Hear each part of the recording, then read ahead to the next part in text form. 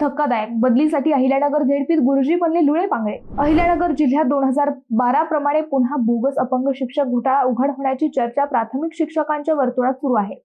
2025च्या बदल्यांमध्ये लाभ मिळावा यासाठी काहींनी बनावट अपंग प्रमाणपत्र सादर केल्याचा संशय व्यक्त होत आहे। यामुळे जिल्हा परिषदेच्या प्राथमिक शिक्षण विभागाने बदलीसाठी सादर केलेल्या शिक्षकांच्या अपंग प्रमाणपत्राची तपासणी करण्यासोबत अचानक लुळे पांगळे झालेल्यांची चौकशीची मागणी होत आहे। दरम्यान 2012 मध्ये असाच बनावट अपंग प्रमाणपत्र घोटाळा जिल्हा परिषदेच्या शिक्षण विभागाने उघडकीस आणला होता। त्यावेळी 75 बनावट अपंग जिल्हा परिषदेच्या हाती लागले होते।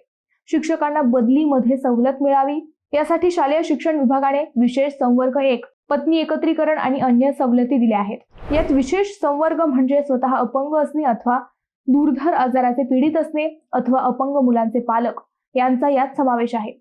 या सवलतीचा आधार घेण्यासाठी यापूर्वी जिल्ह्यातील अनेक शिक्षक कृत्रिम अथवा बनावट अपंग झाल्याचे समोर आले आहे आणि यंदाही असे खोटे प्रमाणपत्र सादर केल्याची चर्चा आहे। मंडळी, अशा गुरुजींवर काय कारवाई व्हावी असं तुम्हाला वाटतं? नक्की कमेंट करा।